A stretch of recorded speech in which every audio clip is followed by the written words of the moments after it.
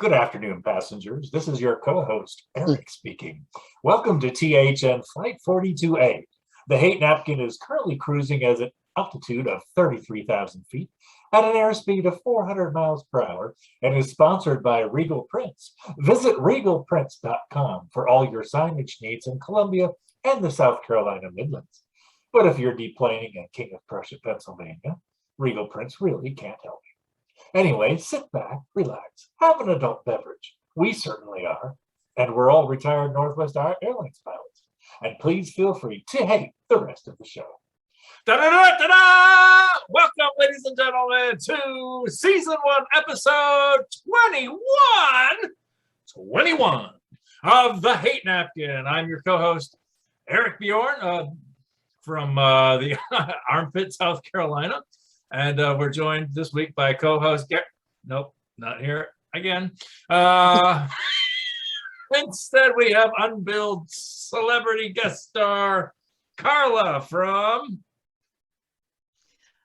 Coffee Tier Me.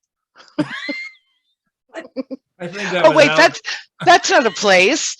Burt Korn, Alabama. How's that? Burt Korn, Alabama, where she's the chief financial officer of the local Dairy Queen and the editor-in-chief of the Burt Korn Pioneer Press and Dispatch. No. Right? No. All right, we'll get that right one of these days. No. I think Pauly from Bali, our sound engineer, thinks he is actually on an airplane. He's acting like William Shatner in the Twilight Zone. There's something on the wing. That was very nice. Very nice. There was. It was a napkin dispenser. Pauly from Bali joining us from Myanmar, formerly Burma, correct? Correct. From the beach here. All right in the beach in Burma Beach. All right, we're going to start off the show today with a question. I got a question for you. I did that little airline bit. I spent a lot of time in airports over the holiday weekend. And it had been a while since I traveled by airplane because of the global pandemic. And I was reunited with a whole bunch of things I hate. So I'm going to ask you guys, what do you hate about airports, airplane travel? What belongs in the hate napkin regarding airplanes and airport travel? I'm going to have to say the TSA, because let me tell you something. Those people have copped some really awesome feels off of me. Not one of those sons of bitches has offered to buy me dinner. I don't think they can afford it. I got a box of milk duds and hurt them. I got way at the airport. That's about $7.50 these days. But I got cops to feel. I got through. I totally agree with you. Belongs in the hate napkin. The whole TSA, everything about it from top to bottom. I came through the machine. They're like, "Sir, you have something in your left pocket." Nothing in my pocket. You couldn't think there could be. You couldn't think there was something in my left pocket there because number one, there wasn't. Number two, there was no extra bulge. There was nothing. I'm like, no, my pocket's empty. Sir, there's definitely something in your left pocket. I'm like, no, there's not. So he got down there and, you know, how did the pocket of my left butt cheek become my nutsack? That's it's like I know I'm nearing 50 and gravity has had its impact. That's going pretty low. That's going pretty low.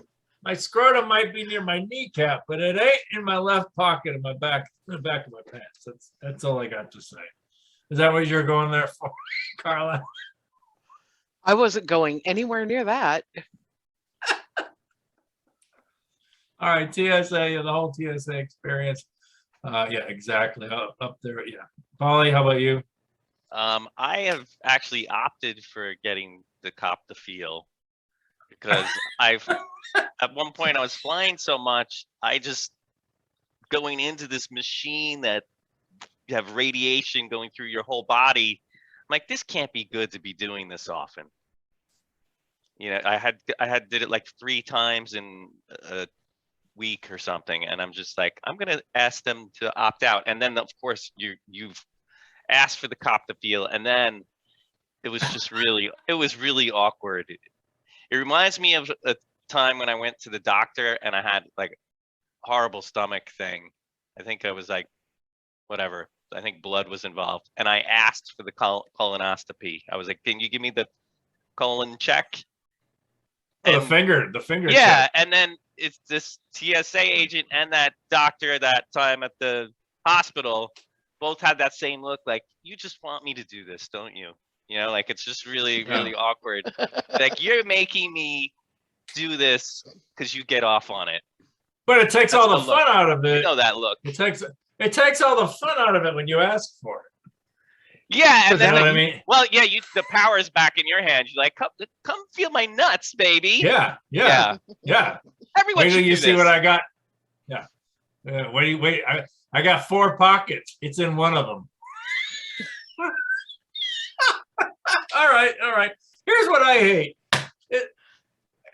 Two things. Here's the first thing that I hate. I hate when the plane lands and some douche canoe stands up, like the plane is still on the tarmac, and he stands up and he grabs his bag out of the upper, whatever you call it, what do you call it? Up there. Overhead. The overhead. Yeah, it's brilliant how they come up with that term.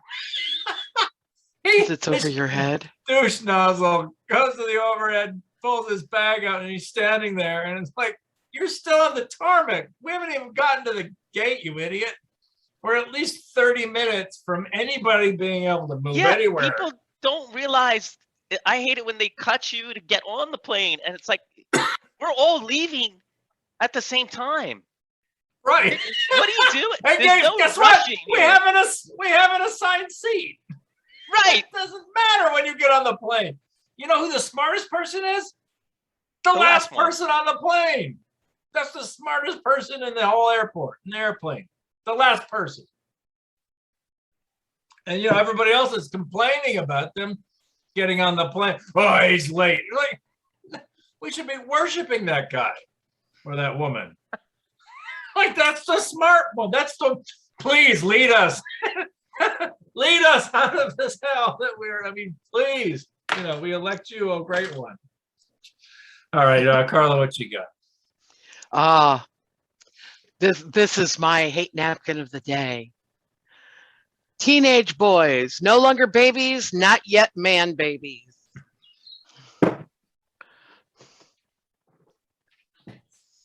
Why do I have the feeling?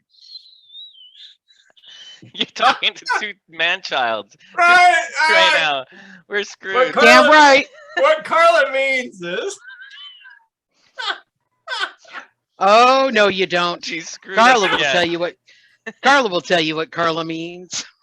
All right, the floor is yours, Pauly. You 2 man babies can just sit there and listen and take it. I understand that they're at that awkward age where they're not, kids who have to be told everything anymore, except you have to still tell them everything. It doesn't matter what I say. It's I know. But if you know, why don't you do it? And then they get pissed off at me for like the most innocuous reason. And then I'm mad. And now everybody in the house is mad. And it's like, I can't wait for him to either grow up or decide he's not going to grow up. Pick one, but don't stay here. Are we talking about Gus or Cletus? But it sounds like this is more of a marriage than I could take Cletus I could take Gus to the pound.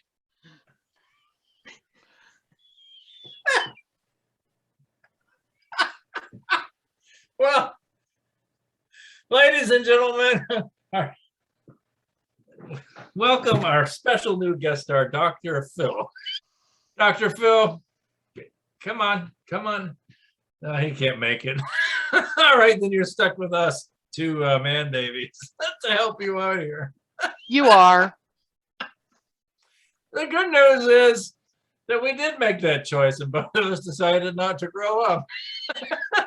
But there's two sides to every Look at how story. successful we became. I kind of want to hear Cletus's side of the story. I kind of Yeah, want to can know. we bring in Cletus off stage? Oh no. Oh no. He doesn't get a side after the couple of days I've had.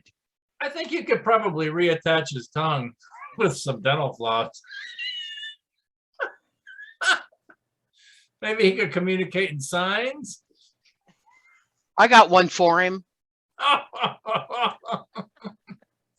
Listen, Pauly from Bali doesn't have any kids, but I've got a teenager, so I've been there. I hear girls are worse, which They are, because the girls have brains and boys are just turds. I mean, let's face it. I mean, I know. Listen, I know as I an Uber used to driver, be one, but I pick up young college women all the time. We have our little 5-10 minute conversations in the car. No. 10 minutes. That's a lot of foreplay. Why the fuck did I fall into that? At any rate, I invariably get around to talking about the fact that I'm a parent, a single parent, and how happy I am that I actually have a girl and I hate boys. I'm glad I don't have a boy, because boys are just, they're assholes. They're little assholes are going to grow up to be big assholes. And that's, 95% of men. that's my fear. Yeah. And then some of them become TSA agents. I know what I'm doing for my retirement gig. I feel for you. I'm not sure what we put on the hate napkin, but I think we should just, both Pauly and I should just nod our heads. Yes. Whatever it was should go. That seemed in our 21 episodes, that seemed the deepest, most rancorous, earnest, honest. That was kind of a butt wipe hate. I mean, that was pure disdain. Well, he can wipe his ass with this one. Butt tipper, wiper. Okay. All right. Well, Cletus, when you rise to consciousness again after the pummeling you've taken and you listen to episode 21, we do have some advice to give you. Number one, Pauly. Pauly's got number one. Why do I think you guys aren't going to be helpful? Uncle Pauly, what's your advice for Cletus when he listens to this show? With time, not only does everything heal, but everything eventually dies too. So I think time is on your like Carla. Time, like you're about to give your mom a coronary. And although it's your dream to be left alone, Lord of the Flies the next 5-6 years of your life till you head off to college. Don't tempt me. Just remember that only one person in that house knows how to bake brownies. He bakes the brownies. Oh, all right. Well, he's the one. That's why he's still around. Yeah. The choice is yours. I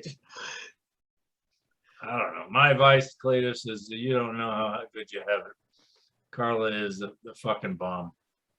Thank you. I am the bomb. And sometimes I blow up. I think that was a mansplain, but I think it was a good mansplain. Is that a good mansplain? Well, you're not dead, so I guess it is. Yeah. All right, so there we go. We took it. Things took a turn. Paul, you got something? You got something you hate other than teenage boys?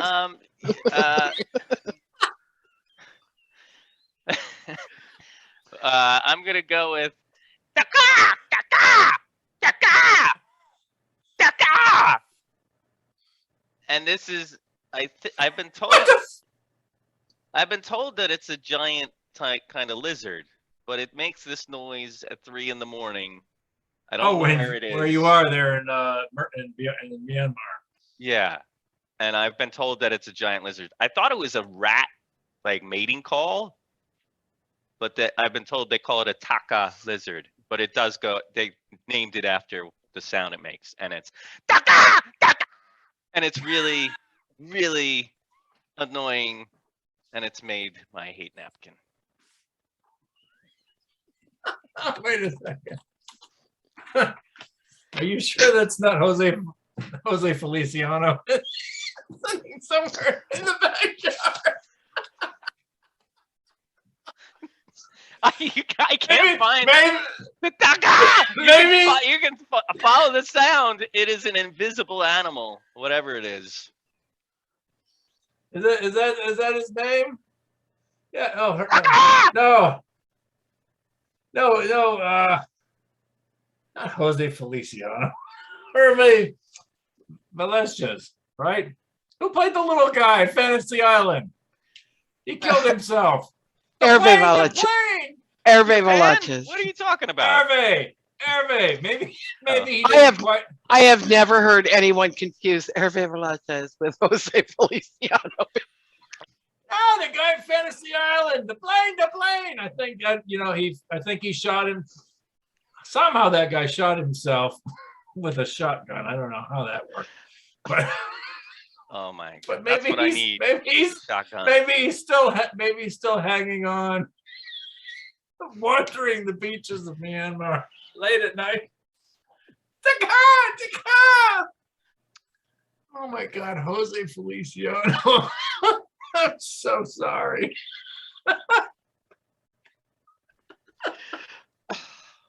Anyways, we're sponsored by Regal Prints. We used to be. Go to regalprints.com for all of your advertising needs, no matter how small. So what do you hate this week, Arik?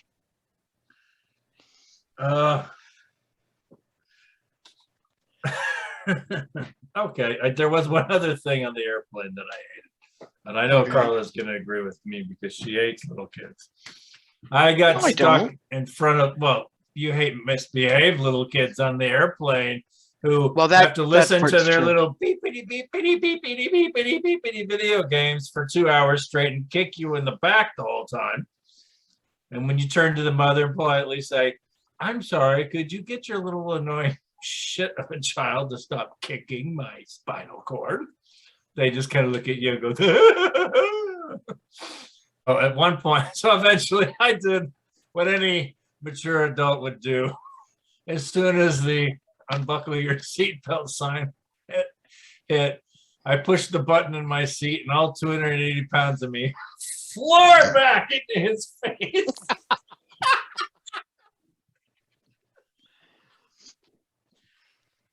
Where I'm pretty sure there's still an imprint of his face in the back of my seat.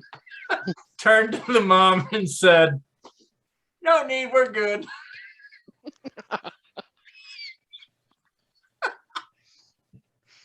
There's something really enjoyable about, like, I gotta admit, I've been on a million flights. I don't lean back in the seat ever because I'm a big guy and I want to, we have little space. But if somebody's bothering the shit behind me, bothering the shit out of me, I do not hesitate to use that as a weapon. You just push that button and just floor it into the back. I'll tell you what, that seat can usually go an extra 3 or 4 more inches than intended if you put a little oomph behind it. And there's nothing they can do. So I don't know if I hated that so much. I kind of enjoyed it. I don't know. I was on a flight from Miami to Chicago, and there was this little kid standing in the seat behind me, like blowing into my hair, and it was like just, and it was just driving me crazy. And I did one of these.